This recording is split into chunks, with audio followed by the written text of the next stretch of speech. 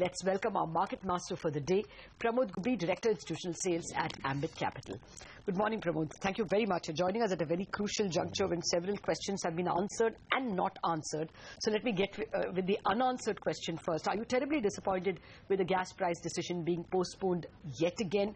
Will the market move sideways because of this perceived lack of decisions from the government? Absolutely. I mean, from the market standpoint, the biggest enemy remains uncertainty. And to that extent, this doesn't help the market's cause. I mean, I guess one way or the other, the government needs to take a stance and move on this issue rather than let investors contemplating various outcomes from this. So simply put, yes, it is indeed disappointing to that extent. But that would be negative only for your approach to ONGC and Reliance, perhaps? Do you think this market otherwise still appears to be a buy on dips market and gets protected at 7,800, 7,900 levels? I would think so. I think the disappointment is restricted to the extent of companies exposed to that gas price, unless people start extrapolating this as yet another instance of yet another government delaying or sitting on its decision. I don't think that's the case with this government to extrapolate it to the rest of the market. We are seeing progress on various fronts. So to that extent, we remain positive on the markets, and I would agree that this remains a market, particularly for those who are willing to take a 3 to 5 year view. This is a market to buy on dips. I would say, timing is perhaps the hardest skill in our world. So to that extent, as long as you have that 3 year view, you find your stocks hitting the levels where you're comfortable, we would recommend simply buying into that. Market as a whole, obviously, the way we look at it, there could be some sort of short-term consolidation, but they also give some opportunities, particularly on the stocks that you love, getting to levels which are attractive and you can buy them. Okay. Pramod, hi, good morning. What did you make of the Supreme Court judgment on the coal block issue? I mean, the verdict is split on that. Some believe that now there's a sustainable mechanism in place for mineral allocation in India, and some others believe that this will actually restrict a lot of investments because of the uncertainty, etc. Which camp do you belong to? No, I think it is positive in more ways than one, actually, and in fact, I think this was something that we pretty much expected from the Supreme Court as well. Of course, there are a few things that the government needs to do in terms of helping get more certainty for the market, investors, both financial investors as well as strategic investors who are trying to build businesses on the back of these resources. But from a structural standpoint, I think it is a positive for the economy in general. Particularly, I think it helps more efficient capital allocation by pricing resources, pricing inputs properly rather than giving it away free or in a subsidized manner. Yes, there needs to be a more predictable manner in which it is done, and I think based on what we hear, that's something that the government is working towards over the next few months, because you have a leeway of about 6 months where disruptions to existing businesses are curtailed. During that time is where the government needs to crucially iron out future uncertainties and provide a roadmap for future resource allocation, even if it means bidding out, getting it priced in a free market sense. So I would think that this is a positive step for the country in general. Yes, but something that was free until now is now going to be priced in an auction. That's an input into power. That power price has to be repriced, and the SEBs, given their strength now, may or may not be able to take it. How do we factor in this, this entire process? Should you, be wary of buying power generators? Should you be wary of PSU banks in particular, because they have exposure not only to the generators but also to the distribution companies? Yes, I mean, look, we really can't put a finger on what exactly is the exposure, and also it's not like the entire exposure of PSU banks is actually under threat. Remember, even if some of these power companies or metal companies were to resort from what was seemingly free coal to coal from another source, for example, paying Coal India the dues for that coal, that would clearly increase its cost of production, and they need to regain it from elsewhere, particularly from the SEBs. So that doesn't mean that the entire debt exposure from the PSU banks is under threat. Perhaps the profitability of that plant comes down, and to that extent, some element of debt servicing capability of these borrowers should come down, but not catastrophic in our view. But the more pertinent point is this first question that you asked: how do you regain this increase in cost? I think that's where the government is progressing in the right direction. We all know there's a lot of inefficiency in power pricing for the end user in the country. There is a lot of transmission and distribution loss, which is more technical in nature. There's a lot of subsidized power to those who are not in need of free power. There's a lot of theft of power on that direction. So if there is a lot of scope to increase efficient collection of revenues from customers. I think the first big move that the government has taken is announced this electrification program, combination of feeder separation into rural households and agricultural users, as well as spending about 50,000 crores in terms of refurbishing the transmission equipment. From a long run perspective, I think that's the solution where SEBs will be able to collect more without drastically increasing tariffs for those consumers. And then balance sheets will improve. They'll be able to take higher PPA tariffs from the generators. So from a structural standpoint, this is good for the entire value chain in general.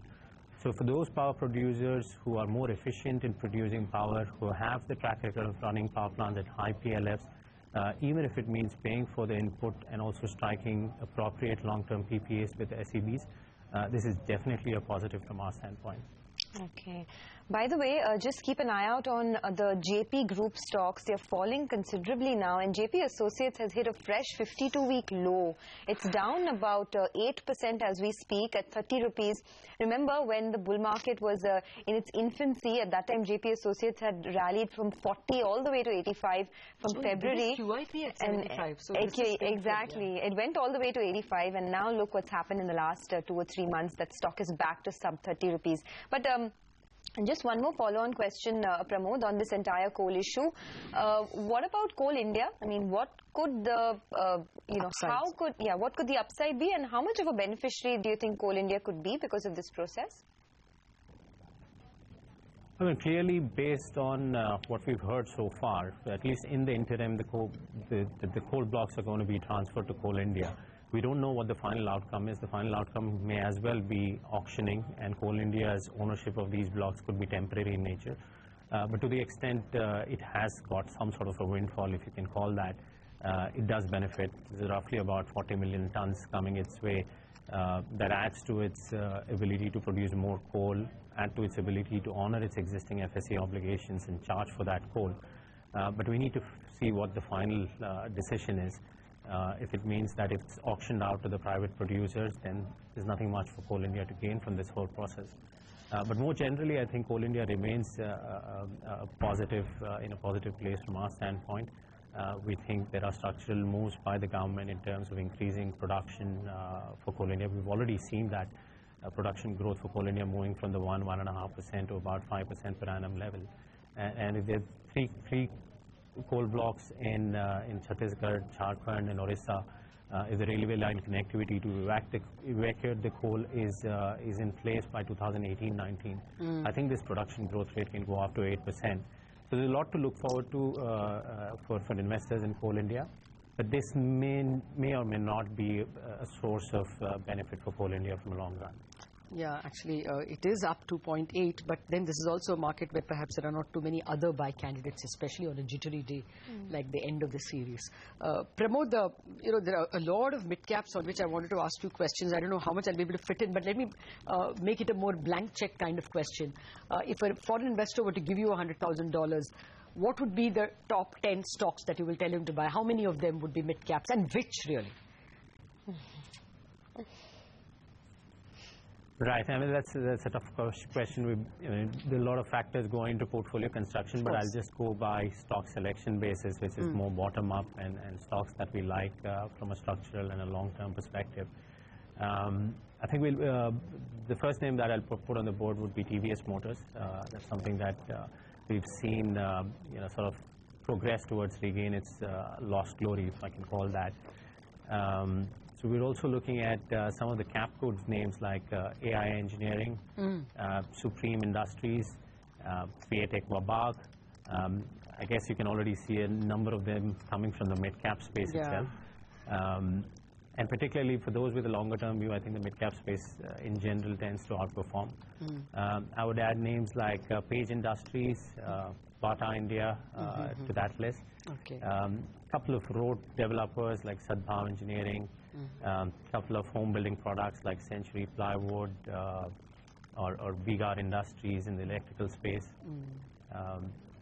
Mayur Unicoaters as a play on the manufacturing exports.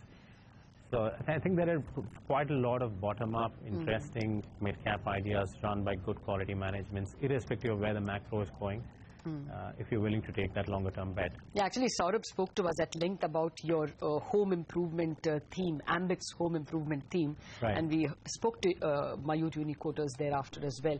Just hold on for a minute, Pramod. I just wanted to get your and the viewer attention to the fact that the Nifty is below 8,000. It wasn't a long walk. I mean, we were at 8,002, now at 7,991 and 7,995 at this point, but clearly the market witnessing pressures that are coming largely from the banking space. The PSU banks are taking quite a pounding. Power stocks are, but they are not that big on the Nifty. But banks are, and PNB has taken a 3.25% cut. I would want to look at Union and BOB. BOB has taken a 2.25% cut. BOB I don't think is that terribly exposed, but there is this unnamed and inestimable fear, like I was saying. What if the power costs go up, and what if the SEBs don't pay? There are long-range improvements, longer-term improvements of feeder services and power transmission lines getting better that Pramod spoke about. Yes, but that's the long haul. At the moment, there could be unpaid bills, which will ultimately come back to the PSU bank. So a lot of worry being expressed over there at this point in time, and even the private sector banks are being brought into that can. After all, they also have exposure to the power generators. Very quickly, there is a question we got for you, Pramod, from our money control message board. It was a question on Havells. What's your view on that stock? Havells again falls into the broader home improvement theme. We've seen housing as a secular story in the country. I don't think anybody in the country believes that housing is saturated or there's no structural growth driver for that. And the best way to play housing demand in India, we've seen, is through products and materials that go towards home building. So you could be talking about electricals or pipes or cement, paints, and so on. So electricals is one of the things which has come into people's attention fairly quickly, and Havells, I guess, has been the market leader on that front. Fantastic brand and distribution, good execution over the many years. The domestic business has become large enough to avoid any concerns on Sylvania. So yeah, other than valuation, which has run up, and I guess at these levels may not leave any scope for further re-rating, but a long-term growth option, I guess Havells still ticks the box. All right, Pramod, you have a great day. Thanks for joining us and talking about all those stocks.